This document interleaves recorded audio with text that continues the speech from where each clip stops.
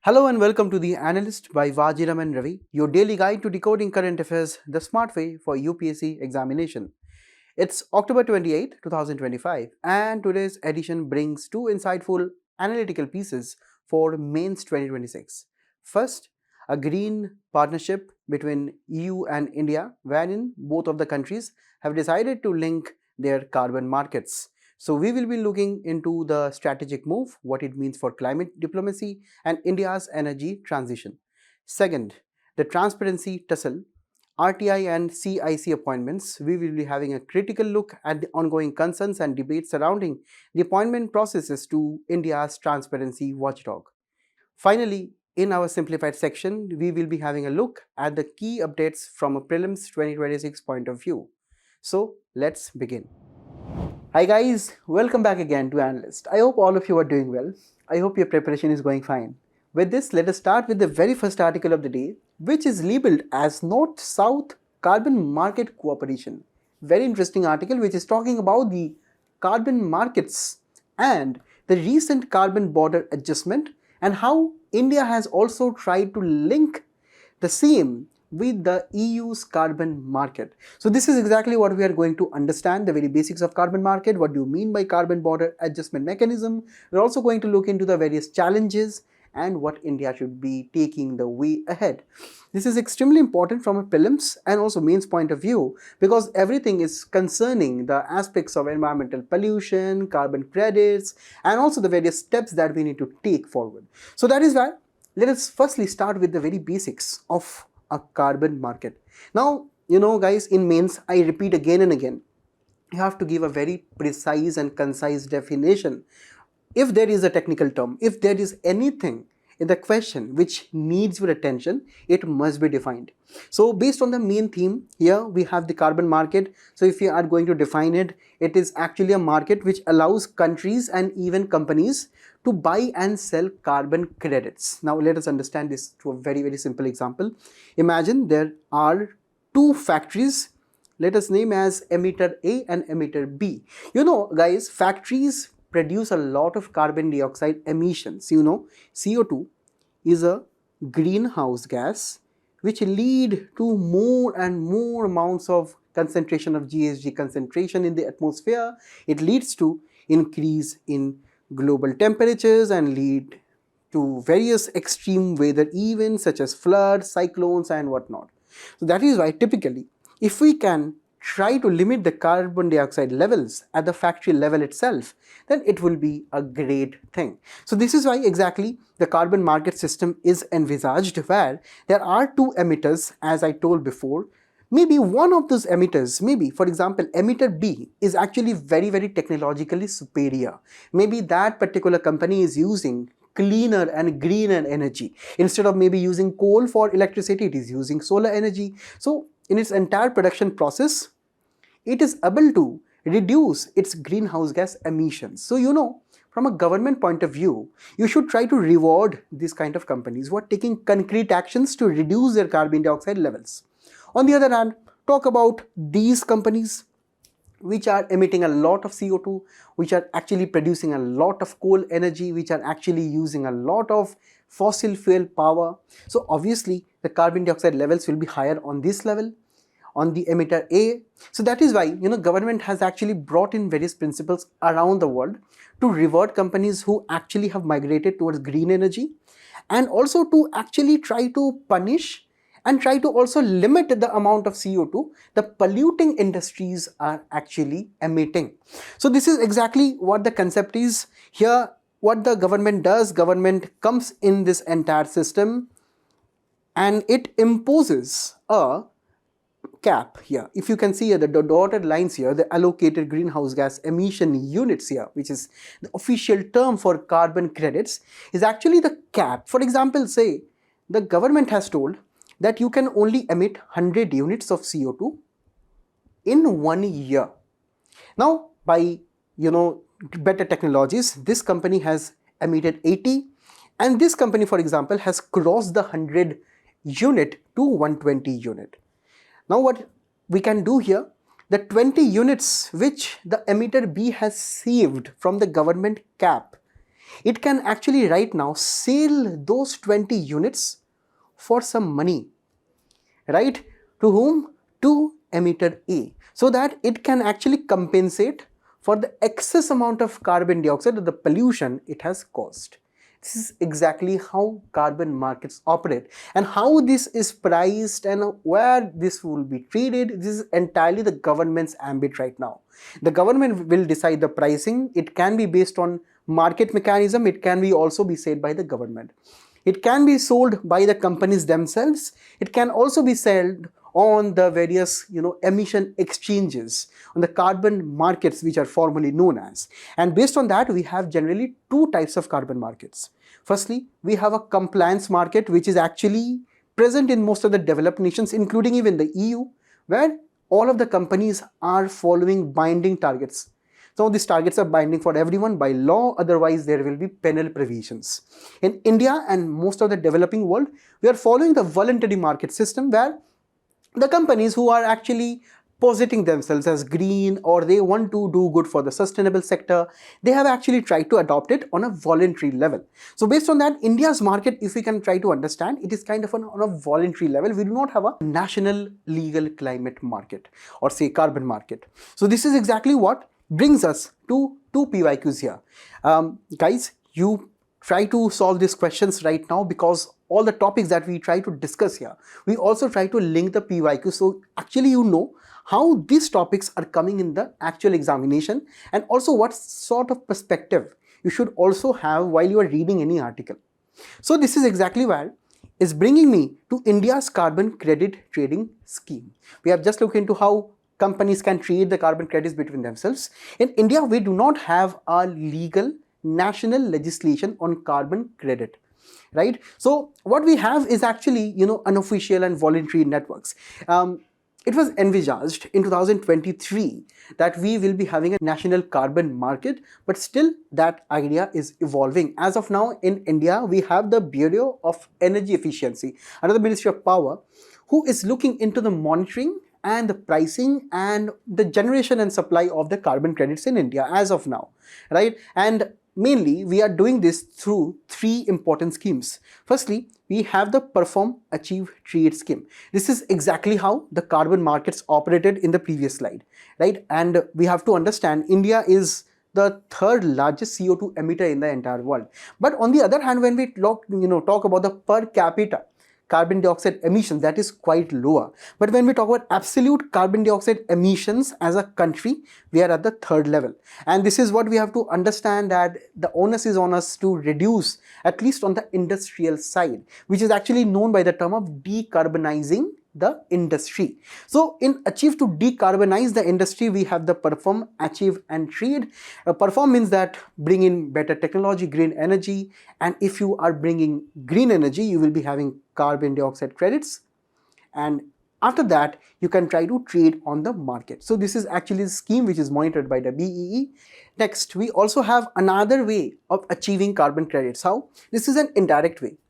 Now imagine there is a coal thermal power plant, it is polluting a lot of CO2. On the other hand, there is also a solar park which is producing solar and green energy. So what the government has decided, let us combine both of them. Let us actually have the thermal power plant take some renewable energy from that solar park, and this will be an obligation on the thermal power plant, and this will be reducing the overall supply of thermal power plant, and or say the fossil fuel dependent power to the electricity grid. So in this way, almost all of the thermal power plants need to have renewable energy certificates from the solar energy or say the wind energy aspect to actually reduce their dependency on the coal or say the various fossil fuels which are used in the thermal power plants. So this is exactly what we are trying to do. On the other hand, there are so many other organizations in the country who are trying to do voluntary carbon credits even in the agricultural side. We are also seeing so many farmers doing carbon farming. Now this is actually sometimes possible by a collaboration between the industry and a farmer, where the industry has sought to supply capital, seeds and various other say equipments which will be helping the farmer to grow such crops which will be taking back carbon dioxide from the atmosphere, and hence the farmlands will be acting as a carbon sink. So this will be a sink where the carbon dioxide from the atmosphere can be absorbed back into the soil. So this is how voluntary carbon credit systems are also working, but all of these are actually not that effective when it comes to the developed countries and their carbon markets. So let us actually talk about the European trading scheme. So when we talk about the emissions trading scheme of the EU here, this is actually the world's oldest formal official carbon market, right? And it is actually right now looking into the power sector, the aviation sector and their industry in the EU. What they do, they actually have a cap and trade limit that we have just seen in the carbon credit concept. So this is where the government, or say the EU as a whole, will be setting a carbon cap. So if you breach that cap, you have to pay a fee or a fine which ranges from around 60 to 80 euros per ton. So this is exactly how we have evolved the concept of a carbon tax, right, in the EU. And this is actually very, very stringent, guys, right? When we talk about enforcement of some say legislation, EU is actually very, very strict with that. And right now EU is taking this ETS to the next level. It is via the carbon border adjustment mechanism. Now to understand this, guys, take a small example. Imagine that there is an Indian steel company, right? Imagine that company is A. Another company named B is actually in the EU, which is also in the same sector, such as the steel industry. Now, you know, steel industry is actually heavily polluting industry, right? And you know, the pollutions, for example, let us assume that will be the same in India and in the EU, which is emitted by A and B both. Now, when it comes to the main pricing mechanism, this becomes very interesting. For example, say the company B, which is in EU, is having a charge of around 80 euros to pay. Due to what? Due to carbon tax of under the, you know, emission trading system. So this is on a usual day, the European company has to pay a fine or say a fee of around 80 euros for pollution. On the other hand, you see the Indian companies do not have to pay a significant amount. Maybe they are only paying equivalent to around 10 euro, which is quite cheap. So the cheap Indian steel or the cheap Chinese steel or the cheap developing countries steel products will be flooding the European markets, right? Now this is actually what the European policy makers have observed over the years, that this is the thing which is actually coming from the developing countries also. The European policy makers observed a very interesting thing, that many of the European companies, the EU based companies, are shifting their bases to these developing countries, because if they are producing in the European Union, they have to actually pay up a lot of carbon tax. But if they are actually based in India or China or elsewhere and then export the goods to the European Union, so they have to pay less tax. So this is exactly what they have observed, and they are trying to solve the system. Now, carbon border adjustment mechanism tells that there must be a level playing field. So it is a tool by the EU to impose a carbon tax, right, with reference to various imports with weaker climate policies that we have just understood.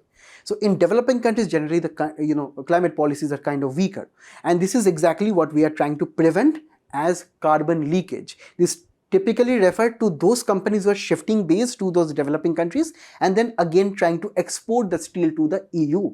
So this is exactly what the EU is trying to prevent. For example, via the ETS cost on a very usual day, it is maybe around at 75 euros or 80 euros. But when we are talking about production abroad, and if at all we are trying to, as European Union, if we are trying to import anything from a non-EU country, there must be a slab or a flat tax of around 65 euros or 80 euros or whatever the euros to make it level or equal with the, say, goods and products which are generally produced in EU.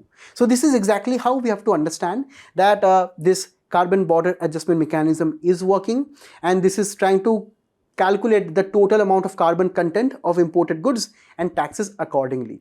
Now there is a good news, guys. The thing is that India and EU has actually come together and they have created a new strategic EU-India agenda.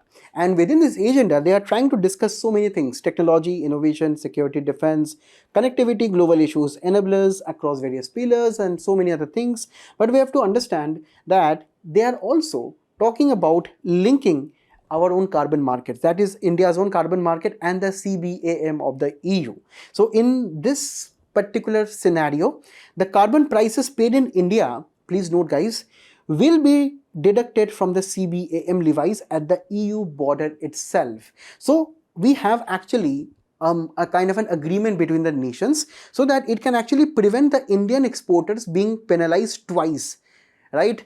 So this double taxation has been avoided. That means as an exporter, maybe that exporter is facing some carbon tax in India and in EU too. So this is amounting to double taxes, double charges. So to eliminate those double charges, the EU and Indian government will be communicating between themselves. They will be discussing the various taxes, the content, and so many other things to actually come at a uniform formula of imposing the tax. Guys, the tax will be there, right? But the thing is that two countries have agreed to rationalize the rates between themselves so that the exporters do not end up paying double.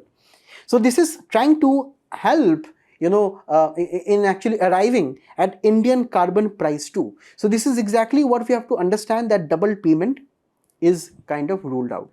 Also, we have trying to integrate with the CBAM has been a very, very controversial issue we'll be discussing in the challenges section. So we are trying to solve out those disputes. Also, we are trying to encourage the industries to actually get rewarded for decarbonizing. And obviously, when we talk about such a very big agreement between India and EU, it is actually sending a message to other global south nations too, so that the other global south nations can negotiate better with the EU and also try to have better agreements. Now, come to the challenges part, which is actually very interesting. Firstly, India's carbon credit trading scheme is ineffective because we do not have a single national market just like the EU had. Now, EU had an emission trading system since around 2006, and this makes it the oldest institution in the entire world to have a carbon credit market, a functioning one.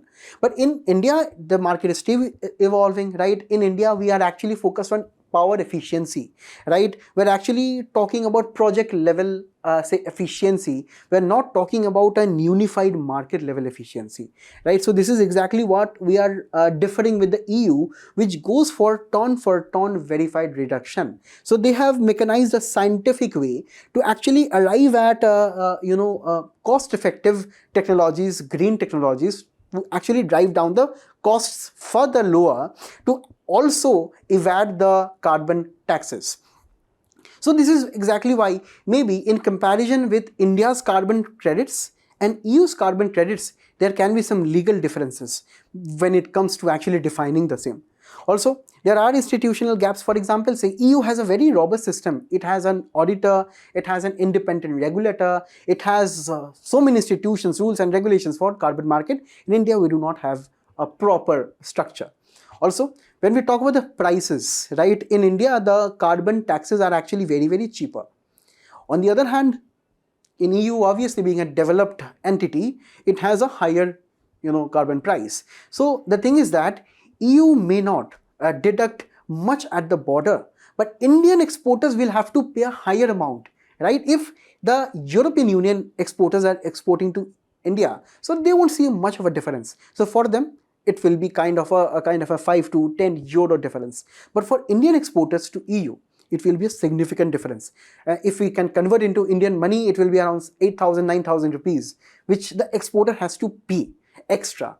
So this is a kind of a concern, because as a country, you never want your exporters to lose, because the famous GDP formula is C plus I plus G plus X minus M, where the net trade is X minus M. The more your exports are, the more GDP you have. So this means that your GDP can be impacted as a country. So India needs to be very careful. Also, the challenge is when we talk about with concerns of political and legal contradictions, India has always opposed the CBAM at the World Trade Organization.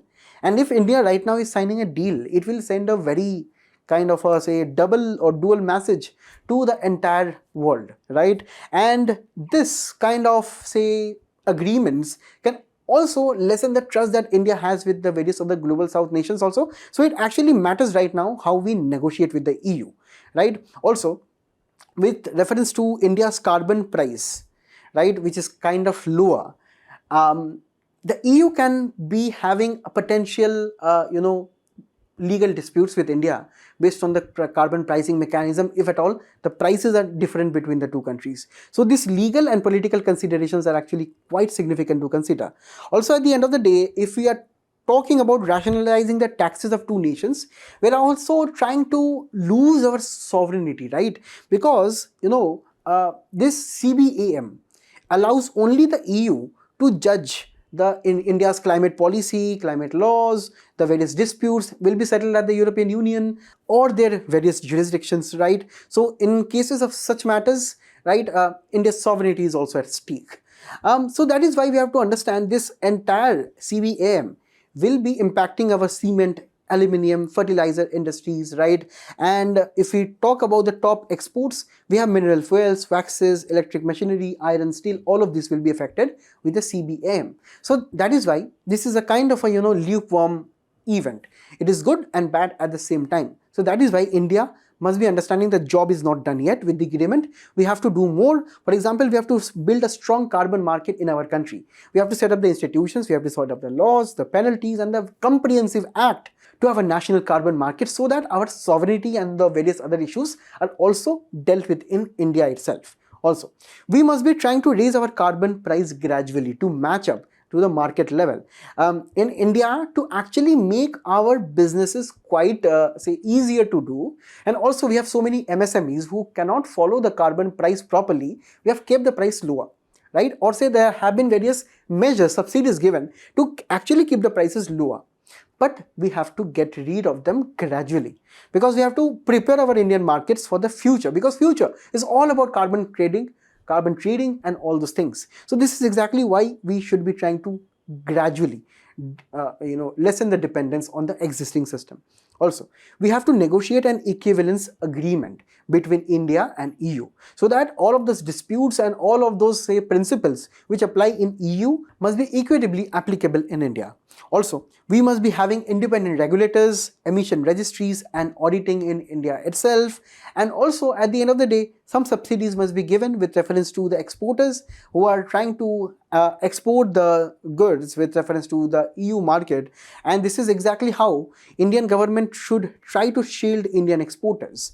And on the other hand, give better funds, give better technology to the Indian industry so they can actually decarbonize and have a better North and South global cooperation. So this is exactly how we can also see there have been typically many mains questions in the past with reference to carbon markets and associated concepts. So that is why practice this question. Let me know some of the answer in the comments so that I can give you some feedback. Now we will be moving on to the next one. The Right to Information Act recently completed 20 years, guys. We also have covered this in the previous analyst sessions. The main thing that we are going to discuss today is actually about a very important institution which have been envisaged by the Right to Information Act 2005, which is by the name of Central Information Commission and State Information Commission. So we are going to look into its appointment structure and how there are some issues and what should be the solutions. So here the main context of the news is that the center recently informed the Supreme Court in an ongoing matter that the vacancies which are pending at the Central Information Commission will be filled within 2 or 3 weeks. Now, why the center is telling all of these things all of a sudden? Because this is not a new event. This has been the issue since the formation of CIC or SIC altogether. So, from the perspective of prelims and means, we have to talk about governance, transparency and accountability in the country, for which we cannot ignore the Right to Information Act 2005. It is the most important legislation maybe in India's democracy in the recent times, wherein the main motto of the Right to Information Act is actually to let in light in the government data, in the government agencies, in the government ministries that can extinguish all the darkness. That means that information is actually power for the citizens.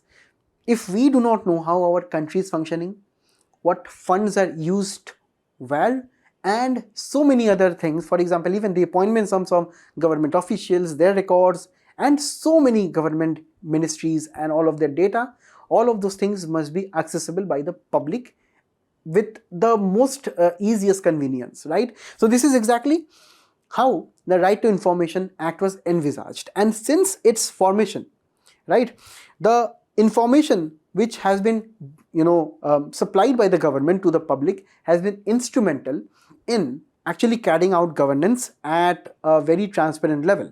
And when we also talk about some of the key basic provisions, right, the section 4 of the RTI Act records duly catalogued and indexed documents. So section 4 is actually giving the responsibility to the governments, state, center, even at the district level, at the very say lowest level of the government also, they have to maintain catalogued and indexed documents, so that whenever the public would seek the document, they should be able to supply it with the most convenience as possible.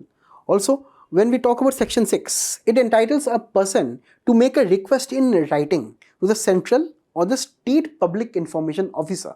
So according to the RTI Act, there should be an official specially designated for this particular responsibility, who would go by the name of Central Public Information Officer or State Public Information Officer.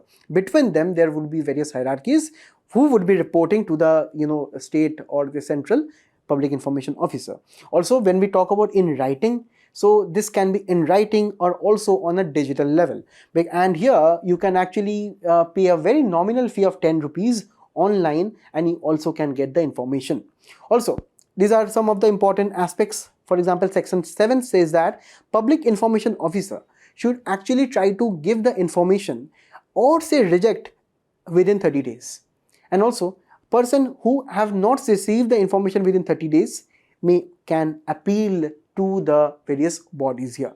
And here, when we talk about the information which cannot be shared, section 8 talks about that, wherein the exemptions pertain to national security, defense, and various other aspects. But here, I'm just giving you a very basic refresher on the RTI Act in case of some of the beginners who have just started their preparation. But the main thing, the main aspect here is actually about the statutory body under the RTI Act. Now, to envisage any act and its proper implementation, you also need to create some institutions for the same. So herein, the RTI Act also created two information commissions, the Central Information Commissions and the State Information Commission. So this is the main structure that we have at the central level. We have one CIC, and at the state level, we have the various states and their State Information Commissions.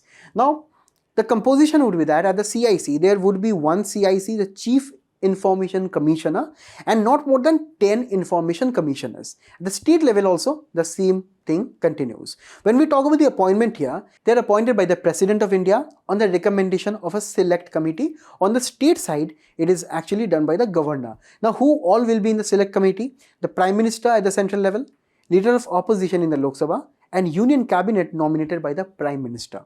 On the other hand, Chief Minister, Leader of Opposition in the Legislative Assembly, and the State Cabinet Minister nominated by the Chief Minister. So in both of this aspect, you can see the kind of say architecture is same, and the tenure that would be prescribed by the Government of India or the central government, or until they reach the age of 65 years.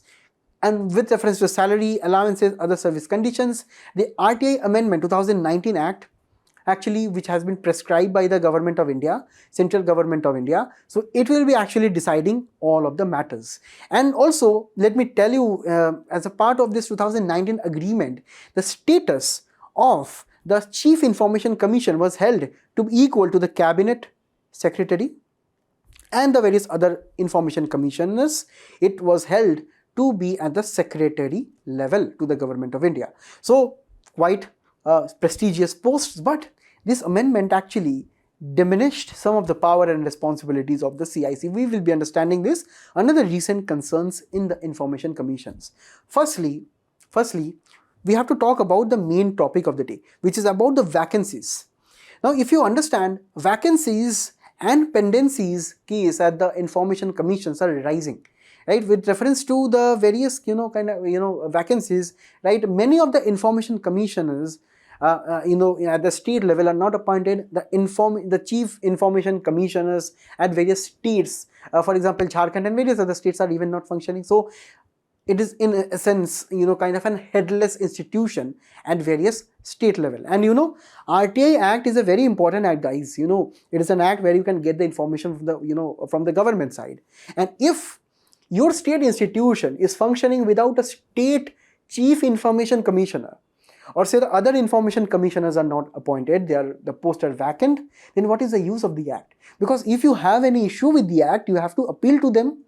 Now, if they're not functioning, how the entire institution or say the organization of the act will be implemented? So this is a kind of a question, right? Also, if you can see here, Maharashtra, Karnataka, Tamil Nadu, Chhattisgarh, etc. are those commissions who actually have most of the backlogs. That means these are the number of RTI applications who are pending. Or if you have sought some information from the government and you are not happy with that, you will be appealing to the commission, right? So these are the pending cases in front of you. Also, when we talk about transparency, right, RTI Act is in itself an epitome of transparency, right, and accountability in the governance. But when we talk about information commissions, right, at the central and the state level, they are not transparent at all. It is kind of an hypocrisy, guys, right? Also, when we talk about the government, it is not disclosing the members of the search committee. It is not looking into the criteria for shortlisting of those members, because according to the RTI Act, people who should be eligible for appointment should be a person who is actually active in the public service, who is actually having a knowledge of such particular acts, right? So this is how this eligibility criteria, which actually the search committee looks for, the reports, all of those things are kept confidential, right? Also, with reference to the working of these institutions, earlier the salary, the term actually were having kind of a higher independence with reference to the Central Information Commission and the State Information Commissioner. But actually, with reference to the recent amendments, these have been all been made under the say purview of the central government, with reference to salary, with reference to term, right? And the various other aspects, all of them center will be deciding. For example, earlier the term was around 5 years, correct? But right now the center will be notifying the tenure of all the ICs at the state and the central level. So this one thing you can actually understand how the ICs are right now becoming more and more dependent on the center. And this is exactly how we can also understand this body can be influenced according to various experts. So this was the issue. Now we have to take some way forwards. So firstly, we have to understand the public information of the applicant, the criteria and the committee members all must be disclosed, because recently the central government has informed the Supreme Court that the vacancies in the CIC will actually be filled in around 2 to 3 weeks. And it is expected that the various state information commissions will be following the same. So this is exactly what we have to start right with the transparency and the accountability side. We have to make this information in the public domain. Next, when we talk about vacancies, this time-bound vacancies must be done.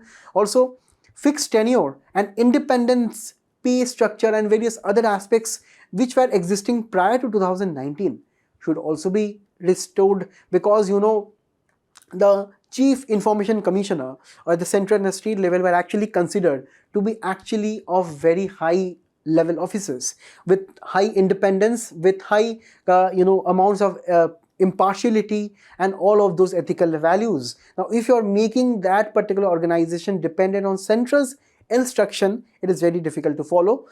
Also, with reference to various appeals which are pending, let us make all of those records available on the digital level, so that it is also easier for the applicants to track and also for the courts to keep a record. And at the end of the day, we cannot ignore the issues with reference to the information commissions. They are typically understaffed. The infrastructure is not proper. At various states, they sometimes are renting out various offices. So this capacity building and the staff that is required must be enhanced. Also, The public perception must be improved, public awareness must be done, there must be more advertisements in the newspaper, social media, making aware of the citizens about their rights and the various benefits they are going to get under the RTI Act. In recent times, in the previous analyst sessions also, we have discussed how RTI cases or RTI applications have been increasing very rapidly. Also, if you can understand, in 2025, we achieved 1 million plus RTI applications, which is actually kind of a success. So this is exactly why, there also have been questions in the past regarding RTI Act. So with reference to this, with reference to our discussion right now, attempt the question, let me know in the comments. Now we'll be moving on to the simplified section. So guys, if you all have been reading the newspaper very well, you have been understanding how the electronic sector in the country is receiving so many government schemes and so many incentives. This is another case where recently the government has cleared 7 projects worth 5,532 crores. And this is actually to promote more manufacturing of electronic components in the country. So here, the main scheme goes by the name of Electronics Component Manufacturing Scheme.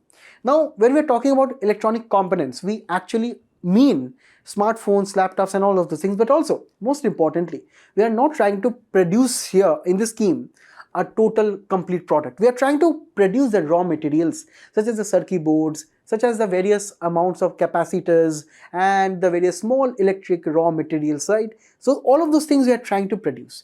The main implementing agency will be the Ministry of Information and Technology, and the main target components here will be passive components, the very basic components which are used in almost all of the electronic goods, discrete semiconductor devices, printed circuit boards, connectors, sensors and camera modules. So here, if you can note, we are not trying to have a mega ambition of producing so many smartphones, so many laptops, so many GPUs in the country.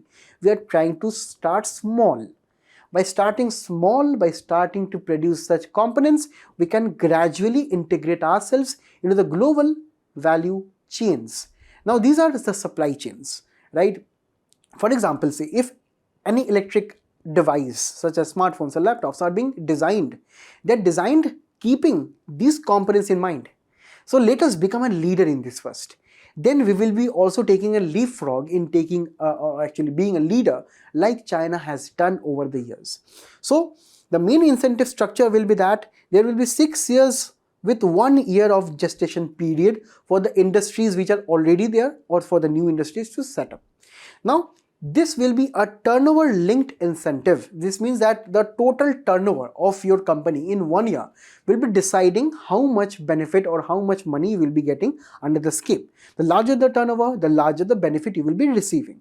And also with reference to the capital incentive or the money that is needed for you to set up this particular factory, this also will be given by the government. So based on your turnover and based on your capital, you will be getting your incentive. So 1 to 10% of the production value in incentives over the next 6 years based on your company, you will be getting this benefit. And here, domestic and foreign companies are actually eligible who are actually setting up component facilities in India. Now, when we talk about the scheme here, we are also have understood that this particular manufacturing scheme will be starting with Tamil Nadu, Madhya Pradesh and Andhra Pradesh. So this is also leading to greater regional growth, right? Next, it will be leading to better technological spillover because most of the foreign companies, they will be bringing in their technology and that technology will be helping us, especially the MSME industries, the startups in these local areas, so that they can also generate a lot of employment, jobs and increase in our GDP. So this is exactly how we should actually look at all of these schemes. So we are trying to actually improve our own overall domestic value added in India's manufacturing sector when it pertains to electronics. Also, if you can look into the various targets which are important for your mains answers, guys.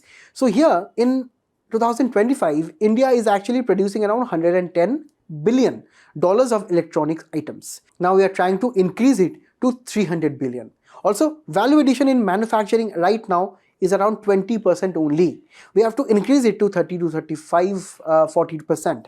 Also, when it talk about imports, we are having kind of an import dependence of around $85 billion worth of the same, mainly from China. Right, we have to reduce this dependency also, and we will be trying to achieve the same by 2030. Also, employment potential right now is around 2.5. We have to double it to 5 by 2030. So these are the data that you have to keep in mind.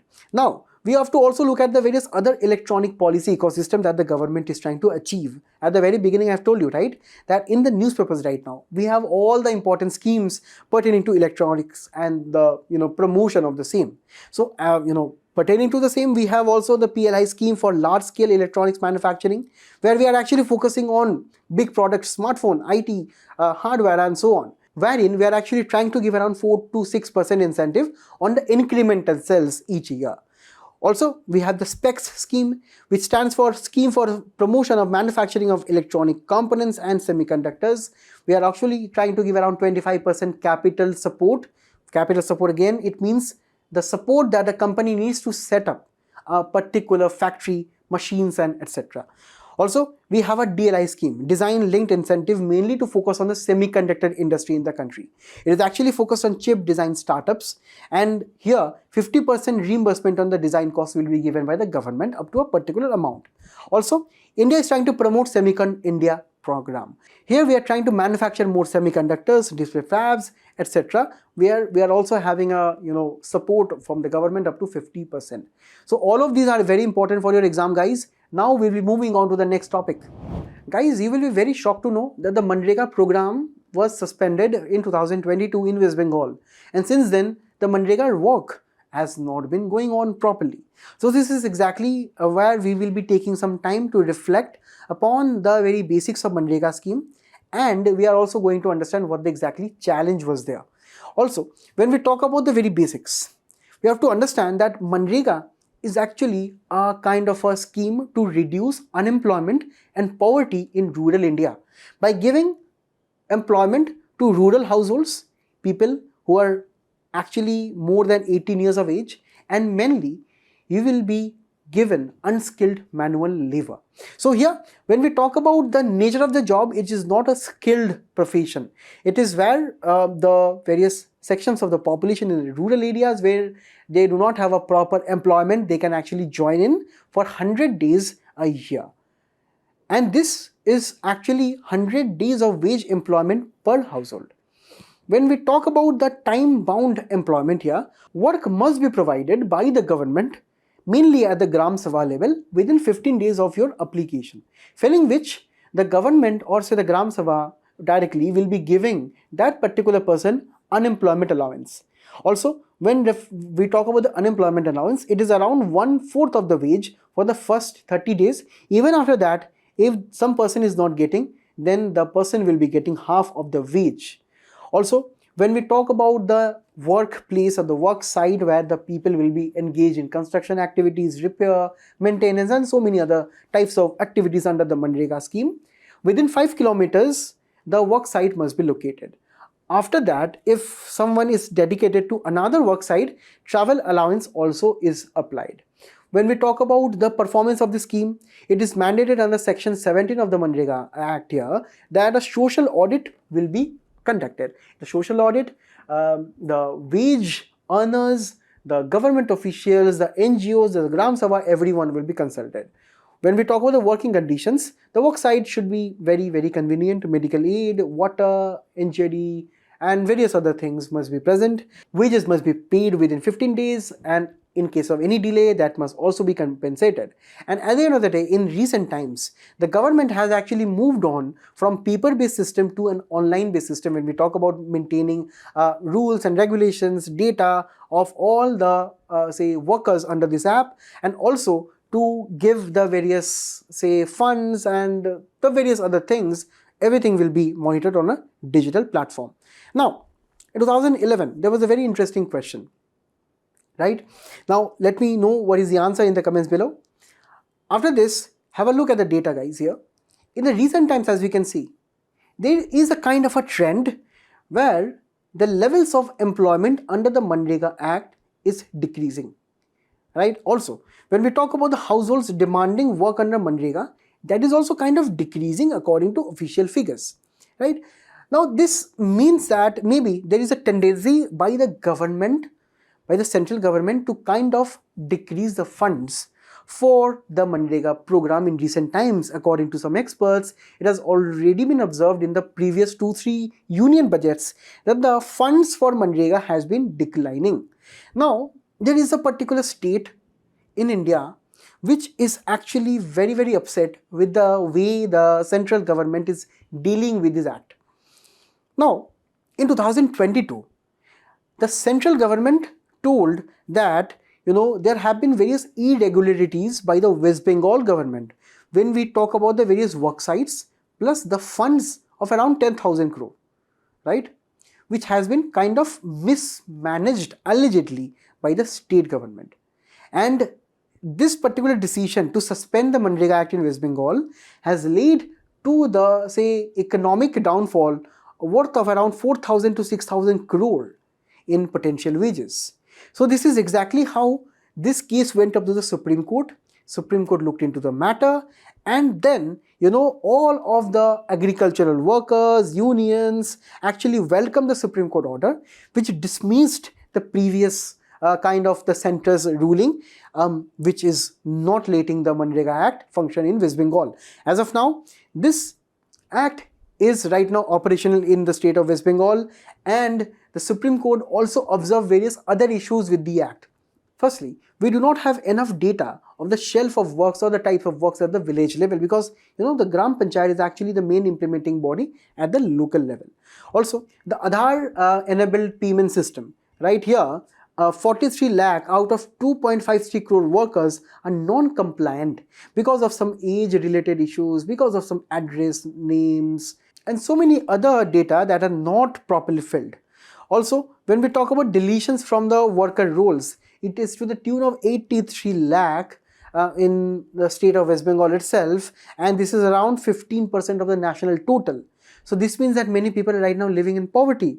Also, technological bottlenecks are there. The National Mobile Monitoring System app is having so many issues. There are so many editorials also regarding this particular app in the Hindu, which reported that this app does not actually register the attendance at the real level, on a real time. Also, if some worker is not present physically at the work site, even despite the work time or work hour has expired, that particular person's wage is not credited. So there are so many bugs and issues with these particular applications, right? And also the human resource shortage is also there, right? For example, when we talk about the Manrega Act, we need also various people to help to realize the proper implementation of this act. That particular thing is also not done. So this is exactly the Supreme Court highlighted, and this is a kind of a good news that the Supreme Court told that such kind of act for the welfare of the people cannot be kept in cold storage for eternity. So this is exactly what we have to take out from this article. Now we will be moving on to the next one. Guys, here in this editorial from the Hindu, we actually will be looking into a very serious issue which is going on right now. It is actually related to the use of advertisements in healthcare on social media. Now let us understand why. Now guys, maybe while you are surfing the internet and doing some XYZ activities there, you may have come across such advertisements while scrolling or something like that. Take the time to read this. These are the various advertisements which are given some private individuals. Maybe these are some registered companies, maybe these are not sometimes registered companies also, maybe these are some even influencers who are putting up advertisements on Facebook, on Google, on various other applications, right? So these are the advertisements where the big tech companies are taking the money and they are trying to promote such things.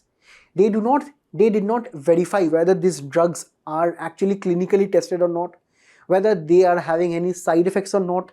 But when we talk about, say, the side effects of such particular, say, products, they can be very serious. But in the commercials, they are so happy, they are so shiny and all of those things, they're having so many benefits. So this is exactly the menace that we are having right now. And this menace is not new. It was way back in 1927 where for the very first time Harun Jaffer, who actually sought a resolution regarding the control of the craze for medical drugs. And he talked about the issue of advertisements of such drugs who claim to have a therapeutic effect on human beings, but we do not actually know about the efficacy. Also, this article talks about one very popular social media platform and a video advertisement by a notorious godman who has claimed to be able to cure all kind of diseases, guys, right, using Ayurvedic products. Such a baseless claim. If you know the godman, please do let me know in the comments below, guys. Now, we have to understand how India is dealing with this kind of menace. India is dealing and also not dealing at the same time. Firstly, let us understand the main act here. We have the advertising policies of the big tech companies. Not one of them take responsibility for their advertisements because they have something which we know as a safe harbor, right? Safe harbor typically means, in a very nutshell, I'm telling you that if you are a social media user, for example, you have a Facebook account. Now you are posting some comments on the Facebook community, which is angering the most of the community here. You are maybe trying to spread hate speech. Now Facebook, when it will be pulled up by the government of India, Facebook will be asked that why you are allowing such people on your platform. Facebook will be telling, I have a safe harbor agreement with you. Any person I cannot control, right? Whatever they are commenting, whatever they are trying to give advertisements, whatever they are trying to do, I am just a kind of an intermediary. I am just allowing them to reach out to people. Now it is for the people to decide whether they are good or not, right? So government will be telling that this is not applicable for all of the cases, guys, right? So this is exactly for which we have some acts and legislations, correct? Firstly, we have the Drugs and Magic Remedies Act of 1954, a very, very old act, but it actually was aimed at various misleading advertisements, which actually claimed various magical or miraculous effects, right? So in that spirit, it tried to ban the advertisement of such drugs with reference to cancer, diabetes, sexual impotence, and various other, such complications. There are no advertisements. If you can actually also relate right now, do you see any advertisements of such things on your TV or on your smartphones? If you are seeing, then the big tech companies they are doing what? They are trying to blend in Ayurveda with such things, and they are trying to market the product using advertisements, which is not illegal in the country. So if you are doing such things, you can have penalty up to 6 months of imprisonment or fine for the first offense. This is barring such claims of 100% cure, permanent relief, and etc. Also, on the other hand, we have another act, Preconception and Prenatal Diagnostics Technique, 1994, wherein advertisement for sex selection is totally prohibited. And if you're doing the same, 3 years and fine up to 10,000 rupees will be attracted. Also, we have another aspect, the Intermediary Liability under IT Act 2000. Here, we discussed about safe harbor, right? So, Section 79 of the IT Act provides safe harbor, but big tech companies act as publisher. We have to understand, and according to the government, publisher and intermediary, they are different. Publisher means you are actually allowing your people to actually publish their documents or say their comments or their advertisements on your side, on the social media or the big tech company side. There must be a regulation too. There must be some people, there must be some specially designated officials from the company side to look into your regulation. So that is why we also have a tied framework of social media platforms. So this is for another day maybe, but here let us actually understand why this thing is taking place in India, right? Despite the acts, we are still seeing such cases. Because firstly, we have a systemic bias of the American companies, the big tech companies, who actually subject Indian markets to very subtle forms of racism. Now this racism is percolated via these advertisements, right? Now this is a systematic racism that affects the management of such American corporations. Talk about the Bhopal gas tragedy, wherein the American company did not provide adequate kind of compensation. Also, with reference to such drugs which are claiming to cure cancer, cure diabetes, these are not taking the responsibilities when these drugs do not work, when there are some side effects. They actually shift the blame to some Indian company subsidiary that they have. They tell that the Indian subsidiaries there ask them, why are you asking me, right? So in a sense, this extra territorial corporate shield that they are using to actually protect their head organizations in US, and they're trying to shift the entire blame to the subsidiary organizations. So parent companies escape liability. They are mainly driven by profit, and based on that, we have to understand these ad revenues and all of these things, they add a lot of amount. Also, they have legal immunity as an intermediary status they claim in the courts, but according to the IT rules, we have also seen how they are having a publisher category. Next, there are delays with reference to the companies obeying, the big tech companies obeying Supreme Court or High Court directives. So they do not obey also the state government directives, right? There is an abject failure of these courts to enforce the law by actually ordering the criminal persecutions with reference to the big tech companies. So this is exactly where we have to understand that India must be having a concrete way forward.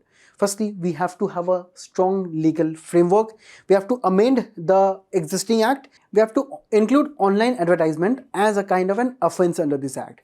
Second, we have to also pre-screen all the health-related advertisement by the government.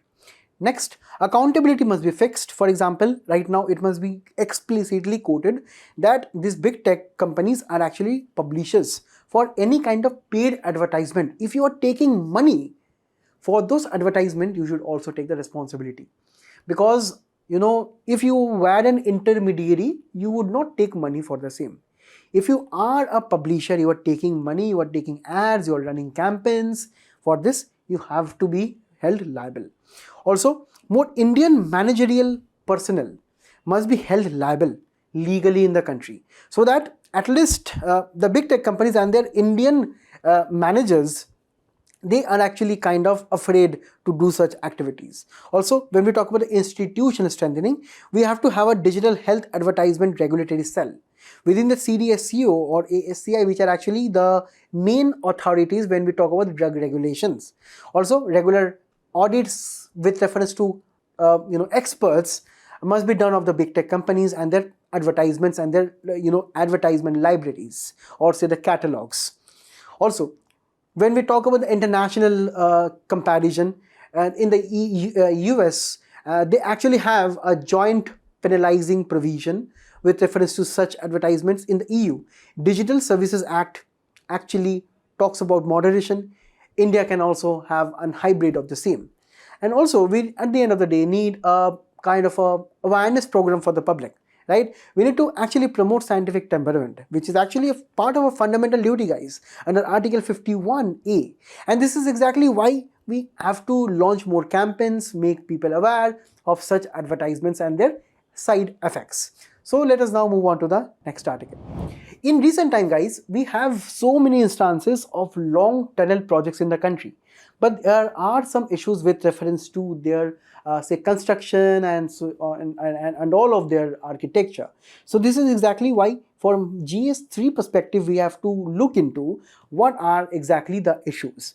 Firstly, have a look at all these tunnels. For example, the T50 tunnel, as of now, this is our longest transportation tunnel. This is a railway tunnel and this is trying to link the Udhampur, Srinagar, Baramulla regions. Also, when we talk about an ongoing tunnel which is under construction, this is the Dev Prayag Janasu 14.5 kilometer long tunnel, which will be India's longest twin tube rail tunnel, right? And this has been right now is being built with proper technology, with German technology and various other incentives. On the other hand, we also have so many other projects, right? For example, here we have the Pir Panjal project. The Pir Panjal tunnel here is actually trying to have India's longest rail tunnel construction, right? And here there are so many costs involved. As you can see the map also, you can see it is trying to link Kazikand and Banihal also. Also, on the other hand, we have the Z-More tunnel, right? The Jojila tunnel, which are all envisaged in these regions. Also, on the other hand, we, in the Arunachal Pradesh, we also have the Sela tunnel, which is actually looking into linking the Sela Pass. So these are all the important tunnels. Also from a map perspective, be very, very careful because such are the mentions in your newspaper also. Now, the Ministry of Road Transportation Highways have an issue right now. They're telling that long tunnel projects of over 1.5 kilometer in length are getting delayed. Why? Because the provision of detailed project reviews are being submitted without even conducting a proper investigation. And you know, these tunnels are very precise, modern, very superior, and since they involve a high cost associated very with high risk with reference to, say, the seismic activities in the hilly regions, with reference to distorting the ecological balance there, with reference to actually taking land from various, say, villages in the hilly areas. So these actually take a lot of time, lot of engineering, lot of experts, foreign investment and whatnot.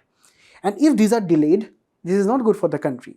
So this is exactly the government via the ministry is telling that when such tunnels are being constructed, there must be directions which must be followed. Firstly, when a tunnel is more than 1.5 kilometer, the executive agency must be immediately be informing the tunnel zone of the Ministry of Road Transport and Highways. This tunnel zone is a kind of an authority, a body, a department within the Ministry of Roads and Highways, which is trying to look into the projects of such, say, huge stature and such tunnels which require a lot of expertise. Next, before finalizing alignment and various other feasibility studies of that particular project, the company which is involved in construction or say the government agency must be having a consultation with the tunnel zone. Also, after that, a proper amount of investigation and all of these guidelines must be followed in advance. Then the Indian Roads Congress guidelines, this particular code, remember guys, this can be asked in the prelims examination, must be followed for design and safety. And also the new standard operating procedure has been issued recently in September 2nd, 2025. Those things also must be followed to the utmost sincerity. So this is all for this. Now we will be moving on to the last article.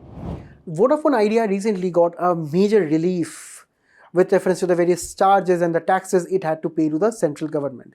Now we will be looking into this from the perspective of GST infrastructure, because we are actually talking about the telecom infrastructure of our country. Now, adjusted gross revenue is very easy to understand. It is the revenue that telecom companies earn from their services. Simply, we have Jio, we have Airtel, we have Vodafone in the country, right? These are the three biggest telecom companies in the country. Now, they have two types of revenue. First, the revenue which come from their telecom services, calling, data and all those things. Secondly, they also earn interest. They also earn profit from sale of various assets such as land and various other things which are not related to the telecom services.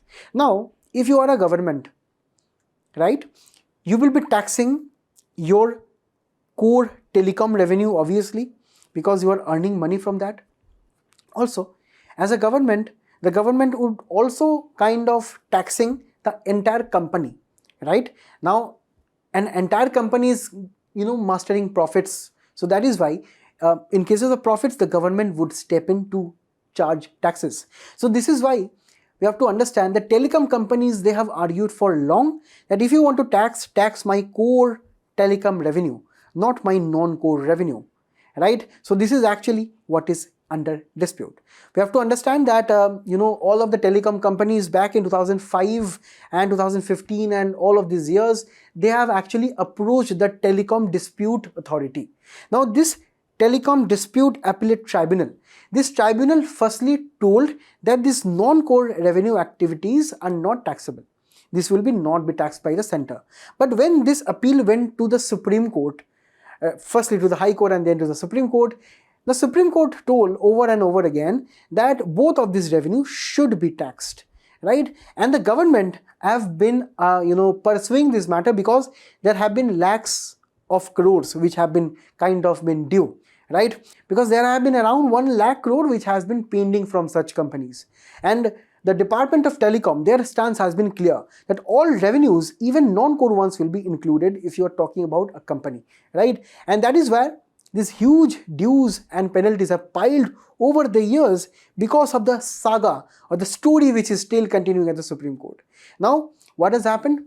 The Supreme Court here, the central government has actually agreed to reconsider its demand for additional adjusted gross revenue dues from the companies here. So here, typically the government told that, okay, over a period of time, since the introduction of Reliance Jio and the lower data charges in India, Airtel, Vodafone have been struggling a lot. And here there are so many public citizens here in the country who are using Airtel and Vodafone services. So they are also facing some issues, right? So in the public interest, the government has told that okay, we can actually try to consider the lower ADR demand. And this is exactly what the Supreme Court also found nothing wrong in Government of India's stand.